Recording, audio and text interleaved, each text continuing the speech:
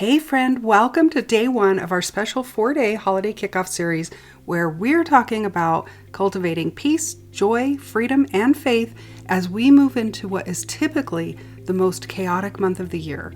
This weekend, I want to help you do something bold, something most women don't even know is possible. I want you to choose ahead of time how you're going to live the next 30 days. Because the truth is, you can walk into the holidays with pressure, stress, cluttered thoughts, and emotional chaos, or you can walk into them anchored, peaceful, steady, and full of the Holy Spirit and bring His presence into chaotic atmospheres. Today is about peace, the kind of peace that you cultivate on purpose, no matter what is happening around you. Let's dive in. Do you want to step into the calling God gave you and dream big again with Him, but feel stuck, buried in doubt, and constantly pulled under by the chaos of everyday life? Hey, I'm Amy, Christian life coach, girl mom, and wilderness season survivor. I help women gain confidence in their calling through spirit-led coaching and prophetic insight, because that's what finally changed everything for me. If you're ready for the confidence to move forward so you can get unstuck, grab a pen and some paper, silence the what's for dinner mental loop, and pop in those earbuds. Let's go. Before we jump in, I want to let you know about something special happening this weekend only through Monday night. For the first time ever, my Your Next Step Breakthrough Coaching sessions are buy one, get one free. You can use one session now and save one for the new year, or gift one to a friend, or use both for clarity and peace heading into 2026. This offer ends Monday night. You can grab your sessions at amywadlington.com/coaching. All right, let's talk about peace. I want to start with something small and everyday because peace is almost always found in the small everyday moments. You know that feeling of being in a crowded store the day after Thanksgiving, the grumpy people, the carts bumping into each other, the sighing, the rushing, the why are you in my way energy? I remember one year walking into a store on Black Friday and immediately feeling the tension in the atmosphere. You could feel the heaviness, the impatience, the irritation, and I had this simple thought. I can join this, or I can choose something different. Right in that moment, I realized that peace is cultivated, it's chosen. And we forget that. We forget that we carry the Holy Spirit. We forget that we can shift an atmosphere just by being present. We forget that just because someone around us is chaotic doesn't mean that we have to join in on the chaos. But let me tell you a deeper story, one that really shaped what I believe about peace. Years ago, long before I became a life coach, when I was first divorced, my girls were just 2 and 7 years old, and my ex-husband and I split holidays. I had the even years and he had the odd years. And the first Christmas that I didn't get to spend with my daughters was horrible. I was depressed. I didn't want to decorate. I didn't want to do anything festive the entire season, not just on Christmas Day. I could not stop thinking about how I wasn't going to be with them on Christmas Day.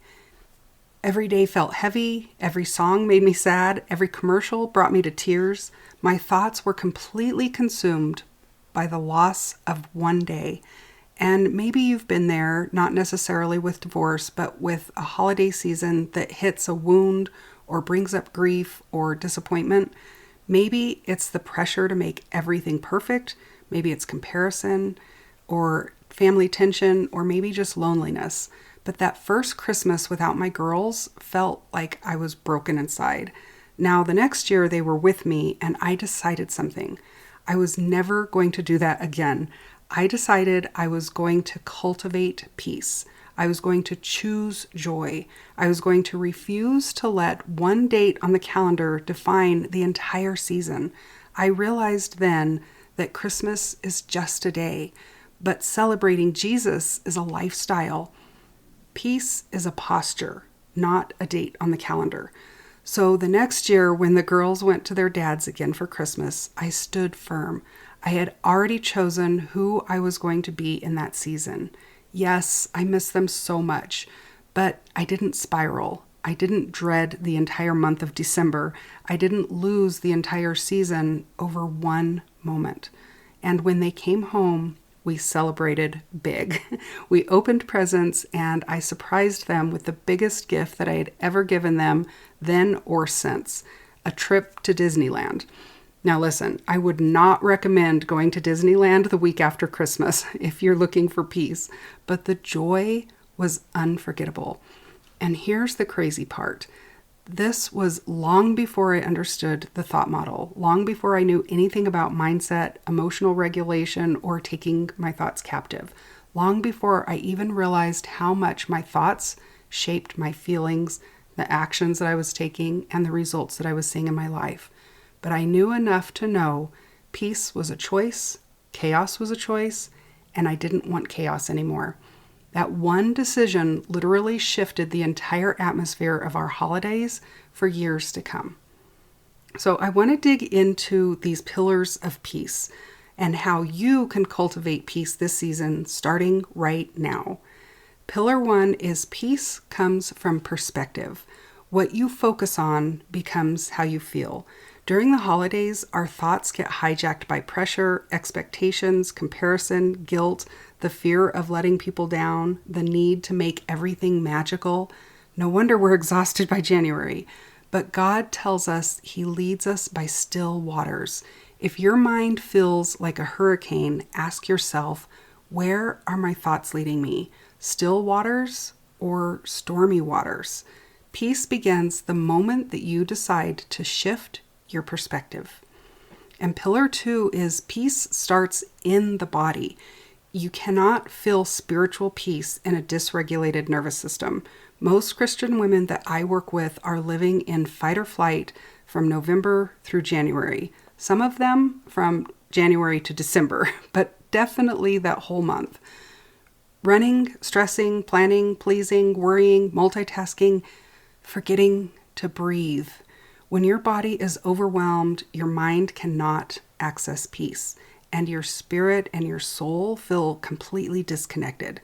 So here's a very quick grounding practice that you can use anytime, even right now. Take a deep breath in, slowly exhale, place your hand on your heart, and just pray, Jesus, calm my body so that I can hear you clearly and feel your holy presence. Peace becomes possible the moment that your body slows down enough to receive it. And then pillar 3 is peace requires pruning. Peace isn't passive, peace is created.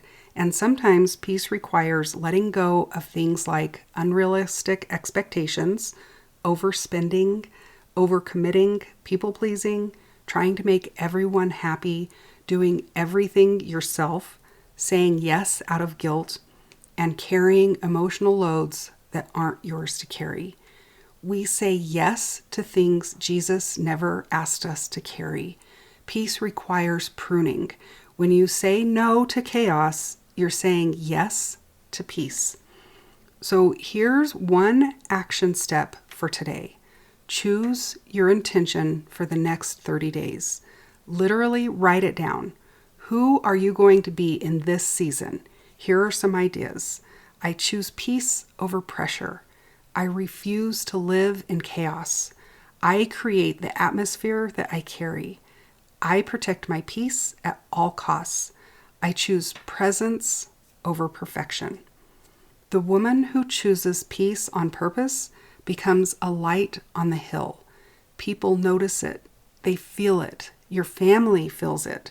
Your home shifts because of it. You create the atmosphere and you carry the presence of the Holy Spirit within you. That's huge. You have the ability to cultivate peace.